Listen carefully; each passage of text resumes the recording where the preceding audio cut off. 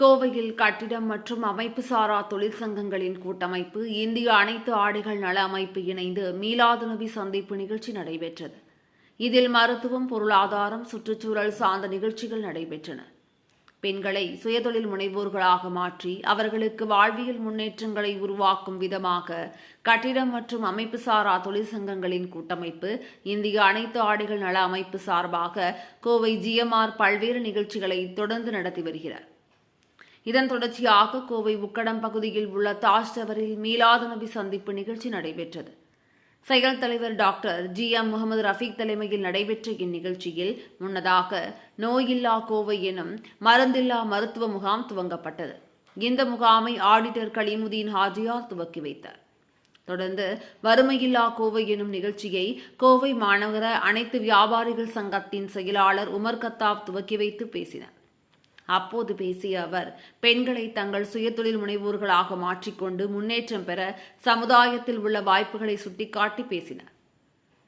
தொடர்ந்து நெகிழியில்லா கோவை எனும் நிகழ்ச்சியில் மீண்டும் மஞ்சப்பை திட்டத்தில் உருவான பைகளின் விற்பனையை கத்தோலிக்க சங்கம் அருள்தாஸ், MBC கூட்டமைப்பு பொதுச் செயலாளர் ராம வெங்கடேஷ், பாலகிருஷ்ணன் ஆகியோர் துவக்கி வைத்தனர். முதல் விற்பனையை அரஃபா ஸ்டோர்ஸ் கரும்புக்கடை கிளை உரிமையாளர் ஷியாமல், போத்தனூர் கிளை உரிமையாளர் சித்திக் மற்றும் உமர் கத்தாப் ஆகியோர் பெற்றுக்கொண்டனர். விழாவில் Imayam Rahmathulla, SSMC trust John Erics William, Sri Ramasamy Kali மற்றும் சேவை அறக்கட்டளையின் தலைவர் மகேஸ்வரி சிவபிரகாசம், TKTMS கலையரசி ஆகியோர் முன்னிலை வகித்தனர். நிகழ்ச்சியில் கௌரவ விருந்தினர்களாக PK ஆறுமுகம், கவிஞர் குருநாகலிங்கம், தொழிற்சங்க கூட்டமைப்பு துணைத் தலைவர் அருள் T செல்வம், பொறியாளர்கள் அர்ஜுன், ஸ்ரீதர், மார்டின், சுரேஷ் உள்ளிட்டோர் கலந்து கொண்டு வாழ்த்துரை வழங்கினர். டாக்டர் சீனா ஃபவுண்டேஷன் ஒருங்கிணைத்த மருந்தில்லா மருத்துவ முகாமில் பலர் கலந்து கொண்டு பயனடைந்தனர்.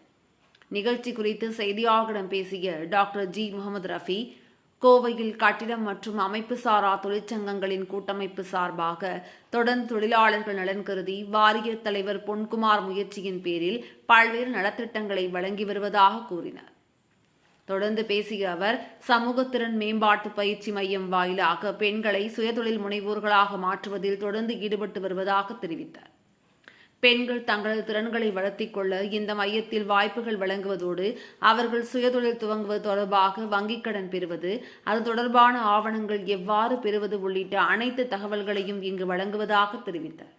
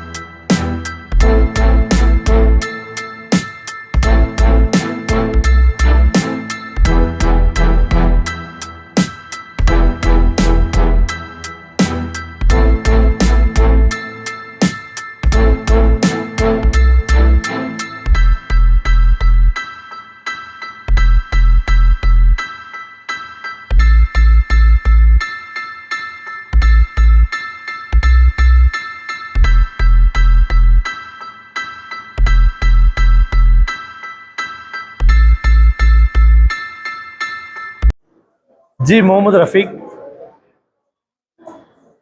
வறுமையில்லா கோவை, நோயில்லா கோவை, நெகிழியில்லா கோவை மீளவில சந்திப்பு நிகழ்ச்சி இன்று மிக விமர்சையாக நடைபெற்றது. இதில் தொழிற்சங்க கூட்டமைப்பு சார்பாக சமூக சங்கங்களும் தொழிற்சங்கத்துடைய பிரதிநிதிகளும் கலந்து கொண்டனர். சமூக நீதி கூட்டம் சார்பாக சமூக சங்கங்கள் சார்ந்து பல தலைவர்கள் கலந்து கொண்டார்கள். இங்கே பயனடையக்கூடிய பயனாளிகளும் கலந்து கொண்டார்கள். இந்நிகழ்வுடைய நோக்கமாகப்பட்டது இன்று விழிப்புணர்வு இல்லாமல் நிறைய குடும்பங்கள் நிறைய பிரச்சனைக்கு ஆளாயுள்ளனர். அந்த குடும்பத்துடைய பிரச்சனையை களைவதற்காகவும் அவங்கள் நோயில்லா வாழ்வு குறைவில்லா செல்வம் என்ற பழைய பழமொழிக்கு ஏற்ப வாழ்க்கையை அமைப்பதற்காகவும் இந்த சமூக திறன் மேம்பாட்டு மையம் செயல்பட்டு கொண்டு வருகிறது. அது தொடர்ச்சியாக இந்த நிகழ்ச்சி நடைபெற்றது.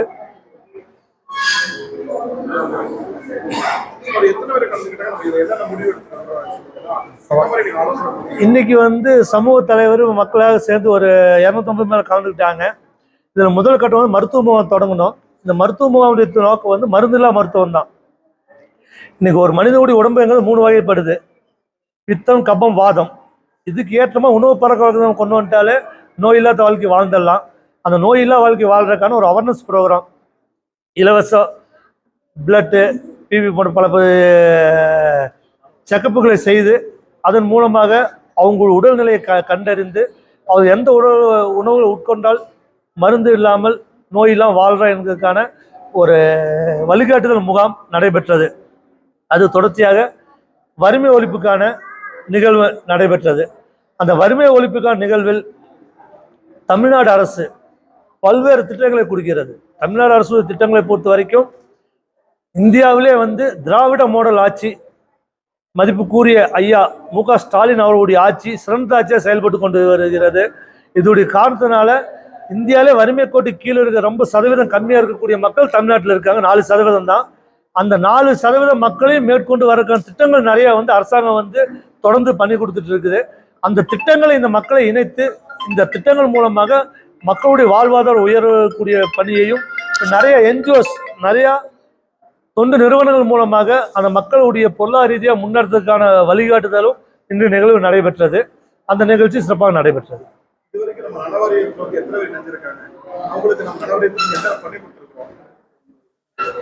இதுவரைக்கும் நலவாரியத்தில் சொல்லி பார்த்து நான் இந்த போன மாதம் கோவை மாவட்ட ஆட்சியர் அலுவலகத்தில் நலத்தட்டு உதவி கொடுக்குற விழா நடத்தினோம். மதிப்புக்குரிய வாரிய தலைவர் பொன்குமார் அவருடைய முன்னிலையில் மாவட்ட ஆட்சியாளர் அவருடைய தலைமையில் நடைபெற்றது. 66 கோடி ரூபா கோவை மாவட்டத்தில் மட்டும் நலத்தட்டு உதவி கொடுக்கப்பட்டுள்ளது. இதே அது முடிஞ்ச ஒரு வாரத்தில் திருப்பூர் மாவட்டத்தில் பண்ணோம்.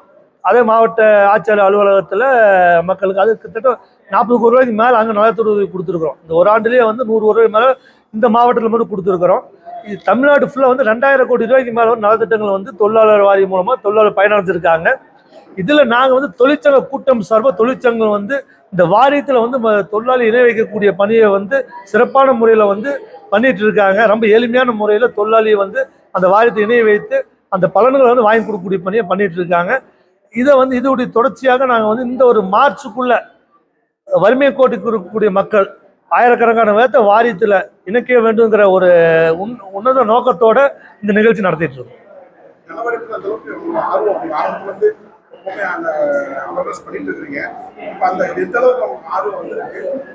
இல்லை, மக்கள் மத்தியில் வாரியத்தை பற்றி விழிப்புணர்வு நிறைய வந்துருச்சு. ஆனால் அந்த விழிப்புணர்வு வந்தாலும் மக்கள் சேரக்கூடிய விஷயங்களில் பிரச்சனைகள் நிறைய இருக்குது. என்ன காரணம் கேட்டீங்கன்னா, சில அங்கீகாரம் இல்லாத சங்கங்கள் என்ன பண்ணுறாங்க, அதை சேர்த்து விடுறங்கிற அடிப்படையில் அப்ளை பண்ணி மட்டும் அந்த கார்டு வாங்கி கொடுக்க விட்டுறாங்க. இப்போ கவர்மெண்ட் அதை ரொம்ப எளிமைப்படுத்திடுச்சு. எப்படி கேட்டிங்கன்னா, ரொம்ப எளிமைப்படுத்திட்டாங்க எல்லா விஷயத்திலையும். அவங்க ஆவணங்கள் எல்லாம் கம்மி பண்ணிட்டாங்க. ஆன்லைனில் ஈஸியாக அப்ளை பண்ணக்கூடிய வாய்ப்பை கொடுத்துட்டாங்க. முதல்ல ஒரு விவோவுடைய ஒரு ஒப்புதல் தேவைப்படும். இப்போ அதே இல்லைங்கிற அளவுக்கு சட்டத்திட்டங்களை கொண்டு வர்றதுக்கான வேலைகள் போயிட்டு இருக்குது. அதனால் மட்டும் இப்போ மக்கள் மத்தியில் அவேர்னஸ் வந்துருச்சு. அந்த தேக்க நிலையை தீர்க்கிறது கவர்மெண்ட் ரொம்ப சிறப்பாக வேலை செய்யுது. இன்னி வரக்கூடிய காலங்களில் தமிழ்நாட்டில் வந்து தொழிலாளர் வந்து வாரியத்தில் தொழிலாளர் இல்லையக்கூடிய நிலையை வந்து உருவாக்கக்கூடிய அளவுக்குண்டான சிறந்த ஒரு செயல்பாடு வந்து வாரியத்தில் பொதுமக்கள் பண்ணிட்டு இருக்காரு. அந்த அடிப்படையில் வந்து அதை வந்துடும். இந்தியாவுக்கே வந்து முன்மாதிரி மாநிலமாக இப்போ தமிழ்நாடு இருக்குது. உலகத்துக்கே வந்து முன்மாதிரியாக வந்து இந்த வாரியம் வந்து செயல்பட்டு இருக்குது. அந்த வாரியத்தில் வந்து ஒரு தொழிலாளி கூடி வந்து வாரியத்தில் இணையாமல் இல்லைங்கிற நிலையை வந்து உருவாக்கப்படும் என்பதை நம்பிக்கை தெரிவிச்சுக்கிறேன்.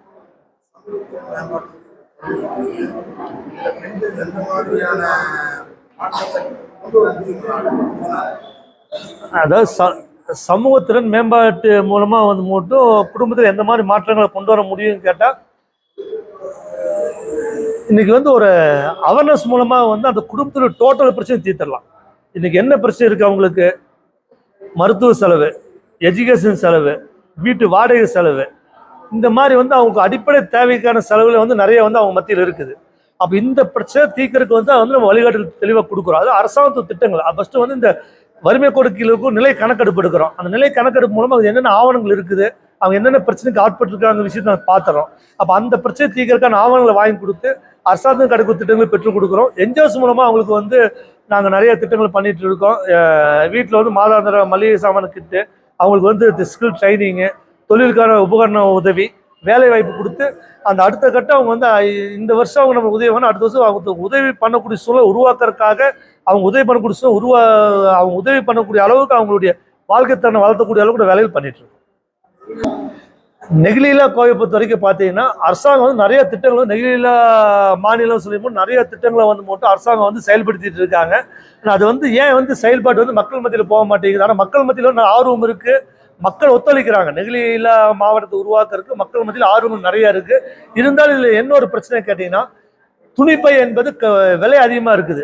விலை அதிகமாக இருக்கிறதுனால அது வந்து அந்த விலையை கொடுத்து வாங்குறதுக்கு வந்து கன்சூமரும் ரெடியாக இல்லை, கொடுக்கறதுக்கு கடைக்காரர் தயாராக இல்லை. அதனால வந்து திட்டங்கள் வந்து தோய்வடையுது. இப்போ நாங்கள் என்ன பண்ணியிருக்கோம் கேட்டீங்கன்னா, இதே துணிப்பை வந்து ரொம்ப குறைந்த விலையை கொடுக்குறோம். இப்போ ஒரு பை வந்து 30 ரூபா வருதுன்னா அது வந்து ஒரு கிலோவுக்கு வந்து மட்டும் பார்த்தீங்கன்னா 600-700 வந்துடும். அந்த மதிப்பு இருக்கக்கூடிய பையை நாங்கள் வந்து 155 ரூபாய்க்கு கொடுக்குறோம். அப்போ ஒரு 30 பை ஒரு கிலோவுக்கு வந்து 5 ரூபா தான் ஒரு பையுடைய விலை வரும் உங்களுக்கு. அப்போ அந்த மாதிரி வந்து விலை குறைவாக வந்து பையை கொடுப்பது மட்டும் இல்லாமல் கடைகளில் விழுகக்கூடிய அந்த பிளாஸ்டிக் குப்பைக்கு போயிட்டு இருக்குது. அப்போ அவங்க என்ன சொல்றோம், நாங்களே அவங்களுக்கு ஒரு பேக்கை கொடுத்து அந்த பிளாஸ்டிக்கை பூரா அவங்க சேகரித்து வச்சாங்கன்னா அதுக்கு ஒரு விலையை போட்டு கொடுத்து அதுக்கு வந்து இந்த பையை ஃப்ரீயாக கொடுத்துறோம். அதுக்கான ஒரு விலைக்கான பையை வந்து ஃப்ரீயாக கொடுத்துறோம். அப்போ அந்த பிளாஸ்டிக் குப்பையை சேகரிக்கிறோம், பையை கொண்டு போய் சேர்த்துறோம். இதில் அவங்க வந்து வரி கட்டக்கூடிய சிஎஸ்ஆர் மூலமாகவோ ஏடிஜி மூலமாகவோ எங்களுக்கு ஏதாச்சும் ஃபண்டு கொடுத்தாங்கன்னா அதுக்கான சர்டிஃபிகேட்டையும் கொடுத்து அது மூலம் பையை தயார் பண்ணி ஃப்ரீயாக அவங்களுக்கு கொடுத்துட்றோம். அப்போ அது மூலமாக எங்களுடைய இது விஷயம் என்ன கேட்டிங்கன்னா, இந்த பையுடைய விஷயம் ஈஸியாக மக்களை போய் சென்றடைஞ்சிடும். இது மூலமாக வந்து மட்டும் இந்த நெகிழியில்லா மாவட்டத்தை உருவாக்கிற நம்பிக்கை இருக்குது. அதுக்கான சமூக இணைஞ்சு வந்து நிறைய பணிகள் வந்து எஃபெக்ட் போட்டுருக்கிறோம். கவர்மெண்ட்டு கூட வந்து இணைஞ்சு அதுக்கான வேலைகளை வந்து இன்னும் சிறப்பிக்கணுங்கிற ஒரு செயல் திட்டத்தோடு செயல்பட்டு இருக்கோம்.